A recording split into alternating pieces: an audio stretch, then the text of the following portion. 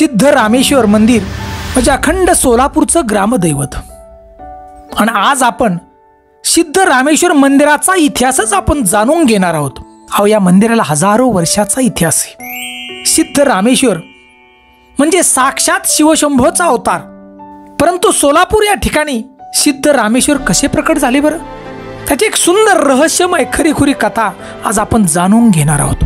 मी हनुमंत पवार धारकरी, तुम्ही पाहताय Marathi motivational history channel. तर बांधवांनो, सिद्धरामेश्वर या मंदिराला जवळजवळ 900 वर्षाचा इतिहास आहे बघा। 900 ते 1000 वर्षाचा सुंदर असं दगडी बांधकाम असलेलं मंदिर, एका पाण्याच्या तळ्याच्या मध्यभागी म्हणजे जणू बेटावरतीच असलेलं मंदिर।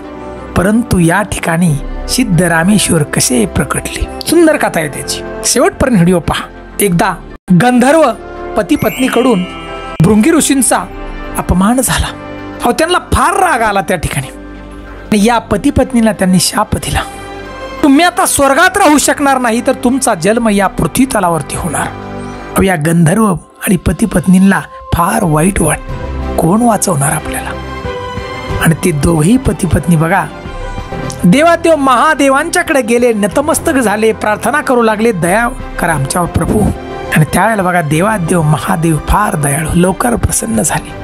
आणि गंधर्व जे पती पत्नी आहेत त्यांना सांगितलं की तुमचा जन्म पृथ्वी तलावरती होईल, परंतु तुमच्या पोटी मी स्वतः जन्म घेईल। देवादेव महादेवांनी वचन दिलं, तुमच्या पोटी माझा जन्म होईल आणि तुम्हाला मोक्ष प्राप्ती होईल। आणि तसंच झालं। या गंधर्व पती पत्नींचा जन्म बघा सोलापूर या ठिकाणी झाला। मुद्दगौडा आणि सुगला देवी या नावानं जन्म झाला। आणि त्यांचा विवाह पुढे होऊन त्यांच्या पोटी सिद्धरामेश्वर हे दैवी बालक जन्माला आलं। अफाट तेज, परंतु त्यांच्यामध्ये कुठलाही मानवी गुण नव्हता बघा।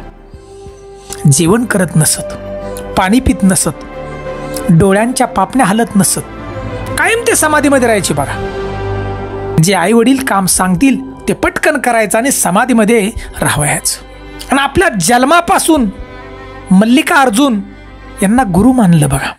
एकदा समाधीमध्ये होते त्यावेळी त्यांना बघा मल्लिकार्जुन एका ऋषीच्या अवतारामध्ये दर्शन देतात। परंतु हे सुद्धा दैवी अवतार, त्यांनी ओळखलं की हे ऋषी नसून मल्लिकार्जुन आहे। त्यावेळेला बघा मल्लिकार्जुन यांनी दही भात आणायला सांगितलं। त्यावेळेला सिद्धरामेश्वर दही भात आणायला गेले। दही भात ज्या वेळेला घेऊन आले त्यावेळेला मल्लिकार्जुन त्या ठिकाणी दिसानाशे नाहीसे झाले। सिद्धरामेश्वरांना फार दुःख झालं बघा। सोलापूरहून श्रीशैल आंध्र प्रदेश या ठिकाणी मल्लिकार्जुन जे ज्योतिर्लिंग आहे हे जवळजवळ 500 किलोमीटर आहे बघा।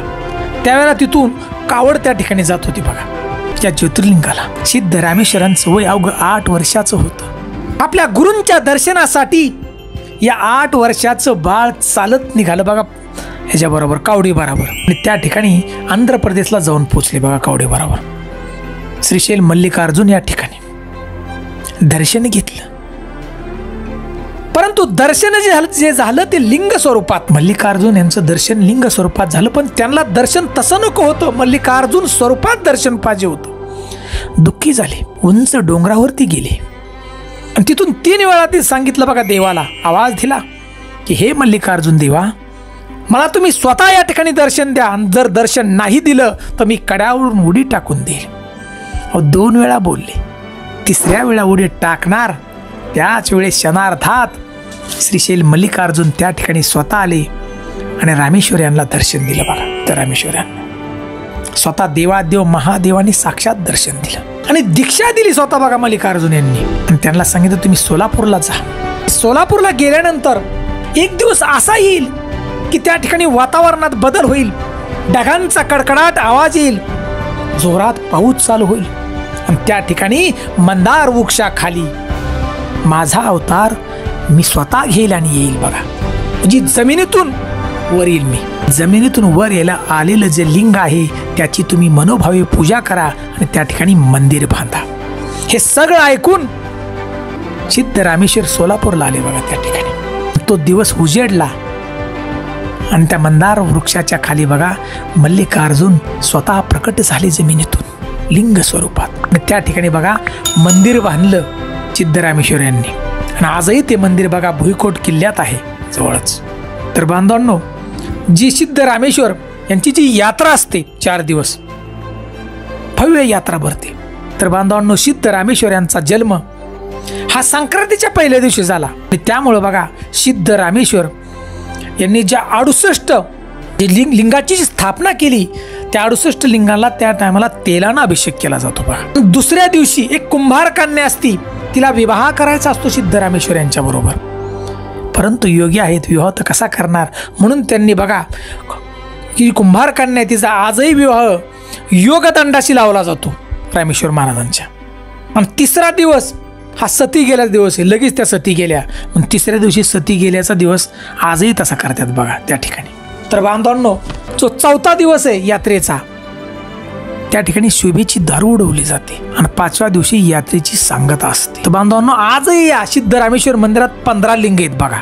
सिद्ध रामेश्वरांची समाधी त्या ठिकाणी बघा, संजीवनी समाधी. तर बांधवांनो, ही समाधी 101 वर्षानंतर घेतली बघा, वय 101 चालते त्यांचं. आणि त्याच वेळेच्या अगोदर बघा अष्टभैरव स्थापना त्यांनी केली ती. आणि याच्या बी अगोदरचं सांगायचं म्हटलं तर 25 वर्ष त्यांनी समाधी घेऊन ते परत माघारी आले ते बघा. नंतर 101 वर्षी संजीवनी समाधी घेतली. तर बांधवांनो, आजही त्या ठिकाणी त्यांचं सिंहासन तसं आहे की तिथून ते भक्तांना आपला दर्शन देत होते बघा. पण मंदिरात त्या ठिकाणी गेल्यावर आपल्याला दिसेल. आणि बांधवांनो, त्यांची जी संजीवनी समाधी आहे, त्या ठिकाणी जे मनापासून भक्ती करतात त्यांना आजही त्या ठिकाणी दर्शन होतं बघा रामेश्वर महाराजांचं.